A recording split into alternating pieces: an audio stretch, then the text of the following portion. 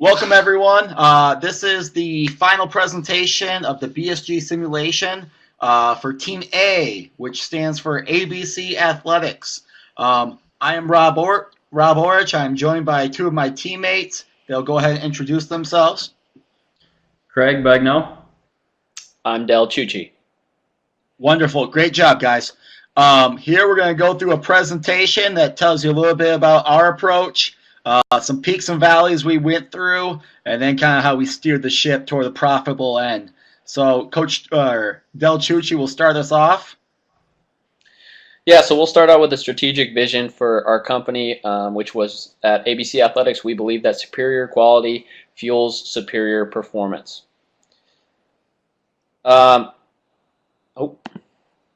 Oops, sorry, Del, go ahead. You can run it. Yeah, I'm gonna. Okay. So our intended strategy from the beginning of the simulation was to provide a best cost provider option for our consumers. So what that entails is that we're going to try and stake out the middle ground between pursuing low cost advantage for our customers and a differentiation advantage. And we're also going to try and appeal to a broad market number as well as a narrow market niche. So really we're trying to get the most bang for our buck out of this option. This middle ground allows our company to aim squarely at the sometimes great mass of value conscious buyers who are looking for good to very good product or service at an economical price. So basically we're going to give high quality products at a reasonable cost to consumers was our goal. Our competitive strategy in terms of our branded footwear sector was again to be best cost provider strategy. And we were trying to implement this in our wholesale market with the goal of targeting value-conscious buyers. The emphasis for us was the end consumer rather than relationships with the wholesalers, which we found out later to be something that we needed to focus more on. And then we found success in the internet segment more than the wholesale segment through our direct-to-consumer model. In terms of our private label sector, we entered the private label sector with the understanding that as long as it was profitable and we could maintain current production costs, we would continue to do so. We struggled with the operation and production costs throughout the simulation in this sector, and we restricted our net from all of our areas to simply our market in Asia. We were able to produce positive results in 6 of our 9 years of the simulation in the Asia market, but we had to restrict it to just that area. Our production strategy, we didn't really want to have any construction. We didn't want to build any other plants. We thought that we should maximize the existing North America and Asia Pacific facilities through investments and in productivity methods, which was option A, as you can see here on our plant upgrade options. The combination of superior materials, our Six Sigma, TQM, and our best practices we thought would be enough to produce a quality product as is. Our workforce compensation strategy then was designed to increase worker productivity and efficiency and also remain cost conscious and adherent to our strategic vision. So again, we're trying to encompass this best bang for your buck scenario through even our workforce compensation strategy. Our base wage raise in North America was 3%, and in Asia Pacific region it was 1%. Our incentive pay per shoe produced in North America was 10 cents per pair, and in the Asia Pacific region was 25 cents per share, or per pair, excuse me.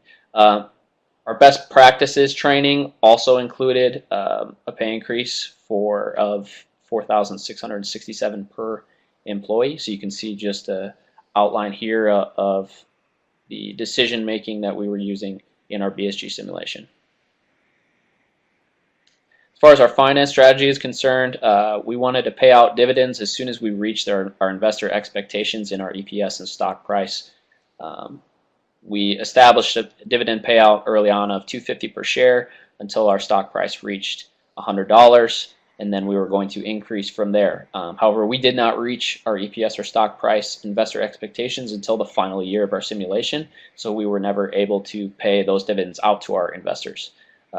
We repurchased the mass stock in year 10 and 11 in an attempt to boost our financial standings, but we were never able to execute due to poor performance in the following years. So this really never panned out for us as we initially expected it to. And I will hand this over to Rob to talk about our SWOT analysis. Yeah, jumping on our SWOT analysis, which stands for strengths, weaknesses, opportunities, and threats. It was an interesting thing to do this process, as it was pretty illuminating as to what really threatened us and what didn't. So our strengths, we were able to provide a higher quality product at a lower end price to the consumer. Our goal the whole time was to get the best value for cost to the consumer, with the second highest S&Q rating, only behind Group B. And then this formula for us was more successful in the internet market share than the wholesale market, as we had a substantial, I want to say, dominance in the internet market share. Our weaknesses, though, were more abundant. We offered a lower number of models than our competitors by a pretty drastic amount. Because of some of our struggles in the early years, we weren't able to provide those buying incentives to our customers, so we did not have free shipping available for our internet customers. The Achilles heel, I would say, of our success was the industry low support by our retailers and wholesalers. I believe at the end we were near 1,300 retailers, where all the other competitors were up above 2,000. And what kind of led us to that situation was our higher unit cost per pair sold than our competitors in the beginning of the year 11, 12, and 13. That really created a pitfall for us and made us short on financial resources, so we had to make some adjustments along the way. But good thing that there are opportunities ahead, and I believe we're positioned well for the millennial as a consumer. So there's a rising demand for these type of goods on a direct-to-consumer model, as the internet market share, the proportionate amount that it was responsible for, kept growing. There's an opportunity for us to expand. We did not build any factories in any other locations, nor did we purchase any additional capacity. And then, as I said earlier, the increased online market share is a good opportunity for us. A few threats to our success as well. The companies who are doing well have a firm grasp on the market share. Company B, I believe, is roughly 40% on really kind of creating a dominance in the wholesale market. We had to rethink our relationships with our wholesalers, as if we lost their support entirely, we would be threatened as an organization. And then the cost of superior products continues to rise. And although we looked for the most cost-conscious method of getting to our S&Q level, there is some cost involved. Overall performance. As we alluded to, we had a poor start. What's funny about this is during the practice years, we were really successful, kind of came into the actual competition with the same approach, and the market was completely different. We recently did a report on Michael Dell, who's the CEO of Dell Computer Company, and he talked about how you enter a market at a certain time, you can dominate it. A couple of years later, that market's changed, and the same formula isn't necessarily going to be successful. So that we found that to ring true to us, so interesting to go through it. Good news is we ended the simulation with the highest numbers in our KPIs for net revenue, earnings, return on investment, stock price, and global unit sales. We ended as the market share leader in internet sales as well. And really throughout this process, we identified the weaknesses that we were faced with and addressed how we would correct them and continue to be successful. Some of our adjustments, we would put in some investments to company image, and really we had to ignore it. We were in a financial place where we could not really be conscious of what we looked like to the public. We needed to maintain and reach investor expectations. One of the ways we did that was to increase celebrity endorsement through bidding on multiple individuals. We were kind of going with the land the big fish model, and instead we bid on a bunch of celebrities, which increased our marketing capabilities, and it really helped us. we increased our marketing investment outside the celebrity endorsements. And then we decided as an organization and as a management team that we would not pay dividends until we met investor expectations, which did not happen until year 18. Sorry, investors. And then really what this comes down to is we took a cost crunch financial outlook. So instead of being green and providing free shipping, we have a commitment to the stockholders and our investors. So we did everything we could to meet their expectations. That kind of leads us into the overall assessment of where we were and how we progressed throughout the years. So the net revenue, obviously you can see in the chart, we had some dips. Year 2, which was year 11 of the simulation, we made a couple decisions that didn't really go in our favor and really put us behind. But things slowly increased for us.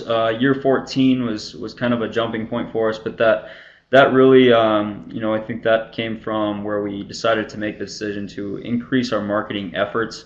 We started to put a lot more money into advertising, which helped us to obviously get the company out, ABC Athletics out, so we could, hopefully attract more and more people and consumers to purchase our materials.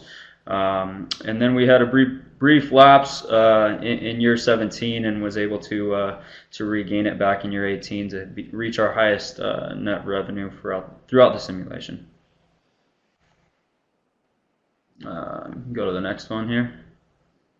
The EPS with the earnings per share investor expectation we did not reach until our final year in year 18.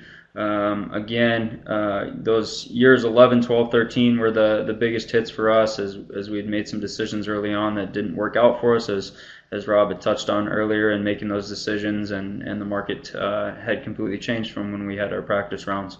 So you can see the decrease, and slowly as we dumped more money into advertising and selling our product through the advertisement and that market, we were slowly able to get more out of our earnings per share and finally reach the investor expectation by year 18.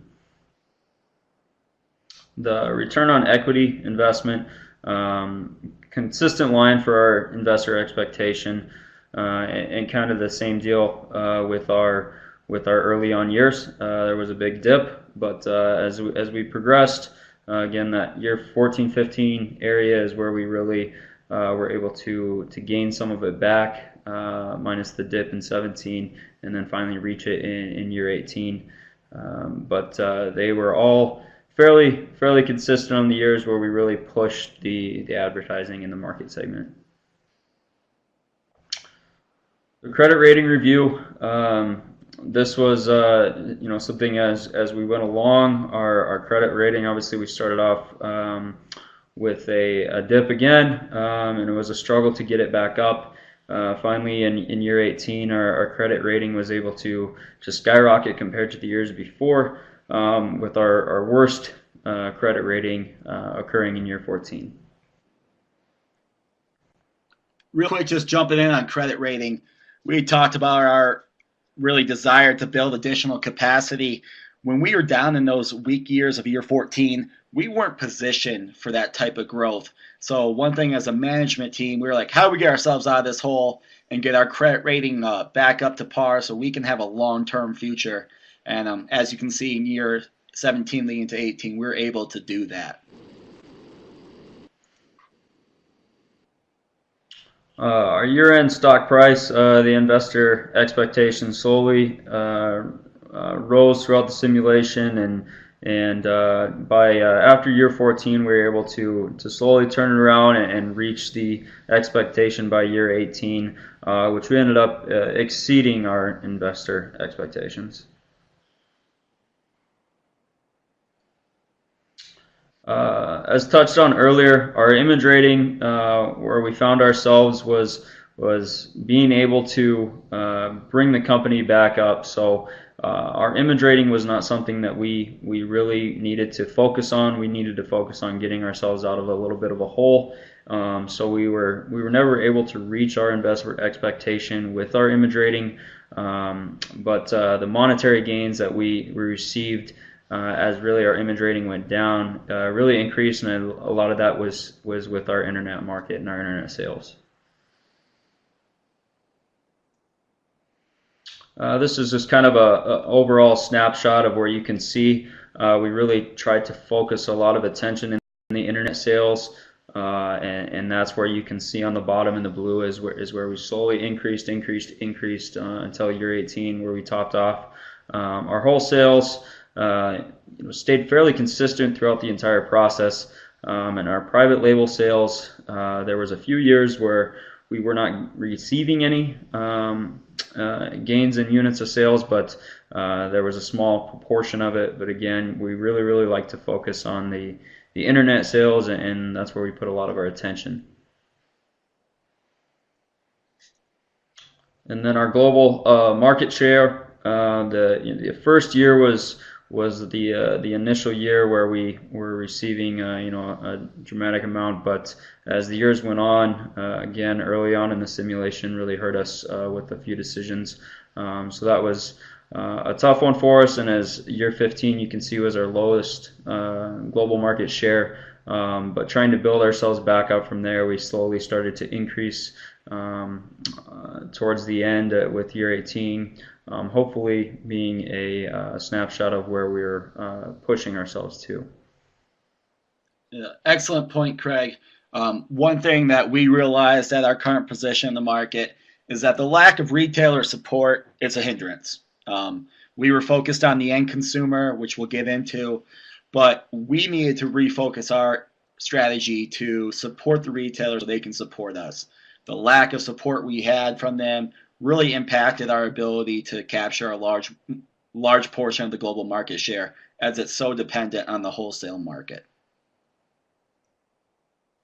So as we kind of wrap up how we did throughout the presentation, we're going to look at some of the things that we could do better, some things that we learned, and who our closest competitors were. So the closest competitor to us in strategy was Group D, Dynamic Footwear. They offered a smaller amount of models in line with us. Although they nearly doubled the size of our product line, they were the closest, where they offered 349, where we only offered 200. The products were close in quality. We had a 6 S&Q, and they had a 5, but we offered our product to the end consumer at 10% less, which greatly enhanced our ability for the direct-to-consumer market. But they were able to maintain a higher profit margin when working with the wholesalers. That's evident in the number of pairs we sold. We sold 200 less pairs to the wholesaler segment, but we ended up selling 150 more. These are thousands, of course, 150 more in the online segment. The future of our strategic vision, as we've kind of alluded to, we need to return the per pair margin to the retailers and rebuild our support. Frankly, we need to be carried in more stores. That's the only way we're going to find market share success in this environment. Now, if the environment were to change and internet became more of an equal partnership to the wholesale market, we would stay course. But we don't see that happening. So in order for us to be successful, we'd have to change approach. We would bid on as many celebrities as possible and explore the celebrity endorsement avenue until we reach diminishing returns. Or what we mean by that is, from what we can see, the more the better. So we're going to absolutely push that ceiling to the point where there's no other value involved with it. If demand was high enough, we would consider building a plant in Latin America, really to avoid the trade tariffs we're currently facing. We're shipping most of our product in from the U.S., but currently the way we're doing that is we have to ship products out of the U.S. to Latin America to avoid tariffs, but we need to refill that inventory into the U.S. from our Asia Pacific plant.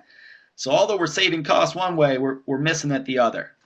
And then, to be honest with you, we would stress less over private label endeavors. We, as a marketing team or as a management team, don't feel it carries enough weight for us to truly focus our attention on it. We need to be focusing on wholesaling a whole lot more. All right, future performance targets. We came up with these as a team. We wanted to do two things. We didn't want to get ahead of ourselves. We had a good year. It was a climb back to profitability. but we wanted to see incremental growth, track above investor expectations, and good Lord, be able to pay dividends to our investors. So for year 19, as you can see, we want to get net revenue up to $375 million, and in year 20 expand that up to $390. That would trend us above investor expectations, and really that type of numbers raises our stock price, which we want to see at $65.50 a share in year 19, and then $71.50 in year 20. So the goal of that is to create a pace to reach 100. Right now we're going to pay out $2.50 per share. Once we reach 100, we'll increase that to $5 of dividend payment out per share. Our credit rating was good starting year 18. We plan on maintaining that, but taking a little bit more risk. We need to rebuild quickly. And then our image rating, investor expectation is a 70. We're going to work toward getting that, but like I said, it's not a primary concern right now. And what we learned, valuable experience. It's a simulation and it's a game, but it's a humbling experience as well. You want to do your best and prove you're the wittiest of the wit. So we need to learn that we need to rebuild retailer support as an organization, and we need to focus on marketing. As a management team, our best cost value strategy, it was understood by us, but we didn't get that word out. We didn't properly inform our consumer base. And one thing we learned from talking to our field representatives is that it doesn't matter what you know, is what your customer knows, is what your business partner knows. And we failed to strategize an effective way to communicate that. We need to be more in tune to the changing market of demand, and really what we come to understand is market share equals market success. And that's essentially the presentation. We appreciate the opportunity to explore this opportunity in your class, Mrs. Wallingford. And for Group A, ABC Athletics, we're going to be signing off now. Take care, y'all.